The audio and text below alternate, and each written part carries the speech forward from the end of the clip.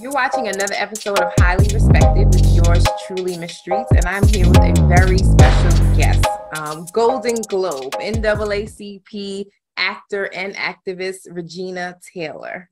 How are Hi you? there. Great Yes, to it's be such with a you. pleasure to have you here today, definitely. Your career spans over 40 years, which is excellent. So with as far as acting, how did you get your start? Like what made you want to become an actress? Oh, I started out as a writer. I've been writing my whole life Mhm. and went into school, SMU, Dallas, Texas, as a journalism major. Took an acting class for an easy credit. Mhm. And while I was in the art department, I saw Henry Fonda walking down the hallway, and he was there to do a live broadcast of the oldest living graduate for CBS. And I was trailing behind him because I was too shy to say hello.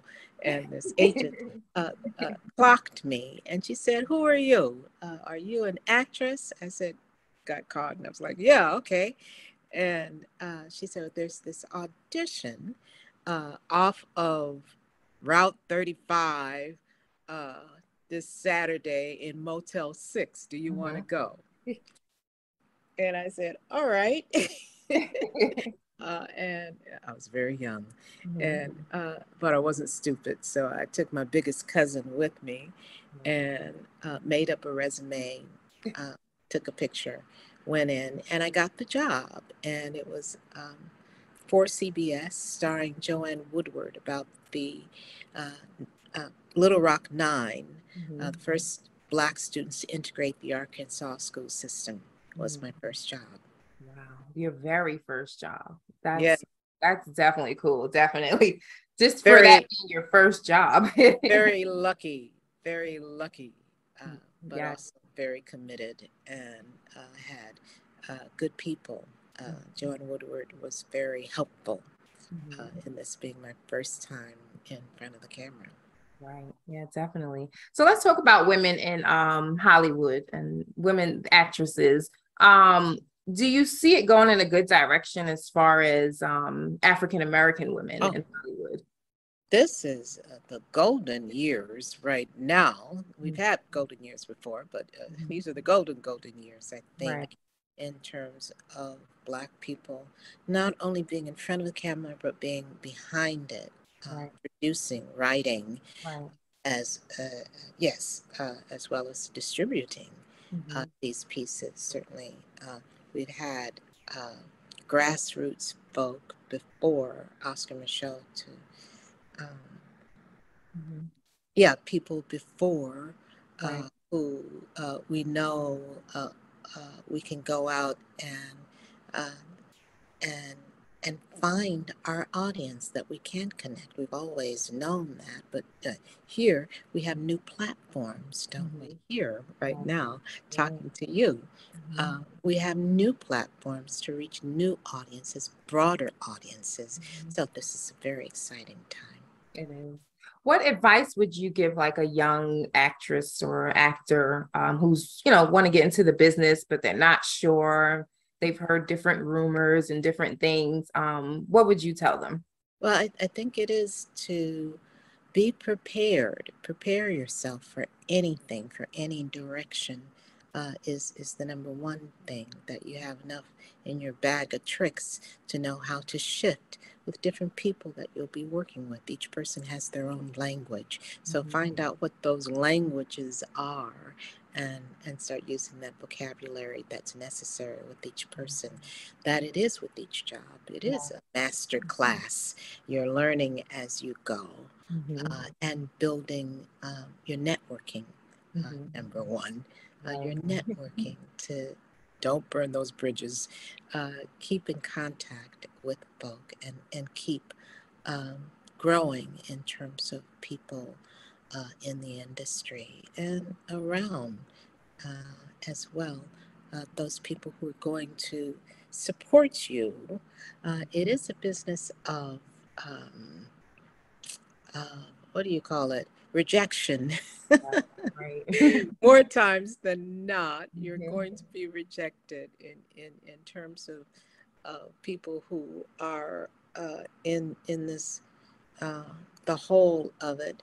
Uh, if you're SAG or if you're Actors Equity, most people aren't working Right. for the most part. Mm-hmm. Um, find out ways to empower yourself to Mm-hmm. continue to create and share. That's also Mm-hmm. what's different about now and the different platforms, learning how to do it yourself, Right. Yeah. to be dependent on yourself Mm-hmm. and create that family that will do it with you. Right. You help me on my project, I'll help you on your project in Exactly. whatever ways, whether that's going Mm-hmm. to be in front of the camera or holding the boom, the sound, or and learning as much as you can then, so that you can do it yourself. Mm-hmm. This is a time where uh, the gatekeepers cannot keep out everybody. uh, Right. in that sense, there's an independence now, free Mm-hmm. spirit independence. So Right. keep that in mind, to not wait on that Mm-hmm. call, Right. someone giving you a job. You can do it yourself Mm-hmm. Yep. It's and be definitely, prepared. yes, definitely prepared. It is a different time, a different era. So that's definitely great advice that you are giving to up and coming actors and actresses. I want to say that one of the very first movies I remember that I knew had a meaning to it was Lean on Me. Ah, You happen to have been in that great movie. I love um, that. yes. So, and everybody's doing reboots of shows and reboots of movies. Would you like to see a reboot of Lean on Me? Oh, uh, absolutely. But I love the original.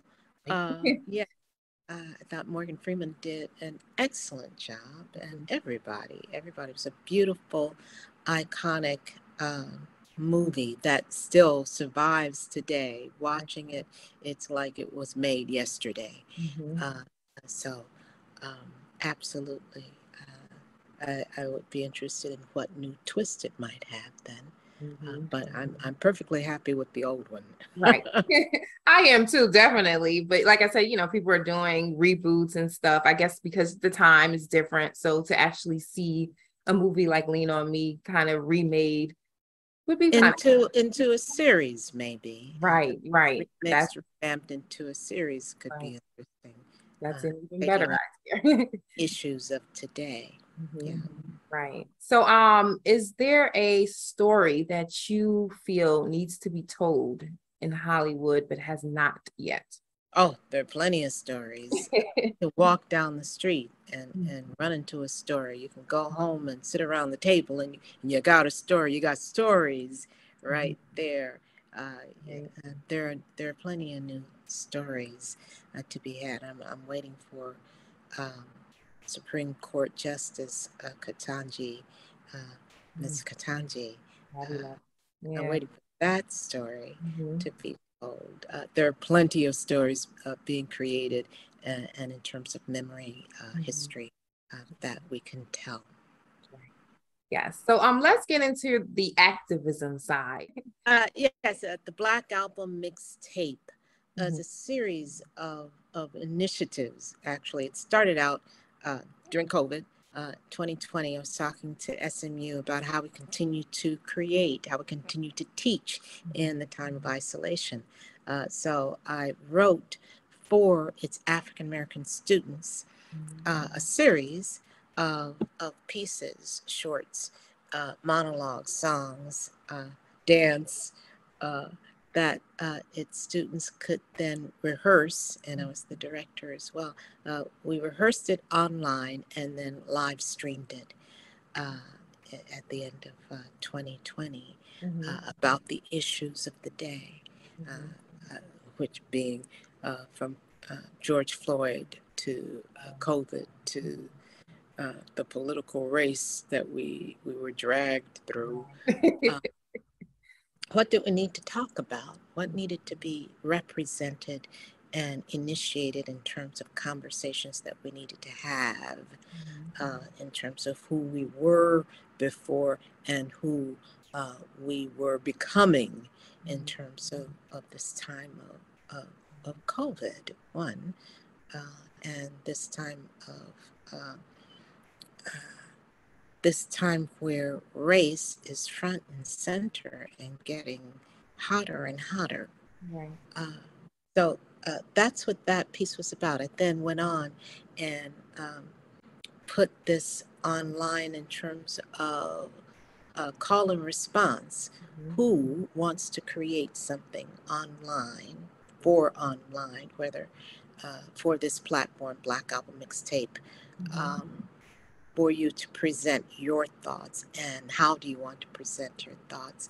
And you can be an artist from music to dance to, or are you a doctor or a politician?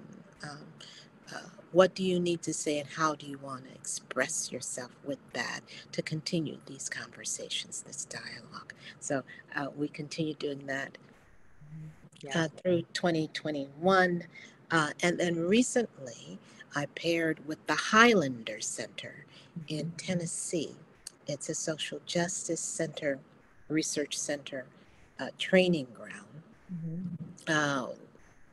celebrating its 90th year this weekend. And I was very, very honored to be able to present a piece about Fannie Lou Hamer, this iconic revolutionary civil rights woman who did not accept boundaries of the dime. So she was a real champion for freedom riders, for people who believed in social justice. One of our great leaders in that, fought really hard and very strong, and this beautiful voice. She was called the voice of the movement. So I did this reading of a play about her for the Highlander Center's 90th anniversary. And they've had everybody go through over those 90 years, including Martin Luther King, when there's a training ground to now today, Black Lives Matter folk. That's amazing. That's definitely amazing. So what's next for Regina Taylor? What do you have coming up? What are you working on? What are you writing? Well, I've been busy with the acting part, and also enjoying this new expression, new Black Hollywood, from working with folk who are creating groundbreaking work, such as Lovecraft Country, or and I love that series. I just now got onto it, so I won't tell you. Right, I was like, no, tell me. Mind bending. I think it's really mind bending and brave piece. That I'm so sorry that they didn't bring it back, but you never know. To most recently, it was the First Ladies, starring Viola Davis and Michelle Pfeiffer, Gillian Anderson.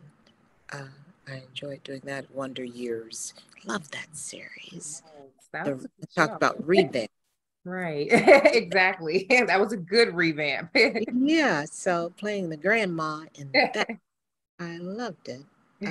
And yeah, I've been doing a lot of acting work recently, most recently, and doing more writing, working on a piece of musical about the Fisk Jubilee Singers, our history in terms of one of the first Black universities in the United States, in Tennessee, that in order to keep its doors open, they formed a group of singers. At first, they were singing cantatas and arias and patriotic tunes, until they started adding spirituals. And at that time, spirituals were not sung or rarely sung outside the Black community.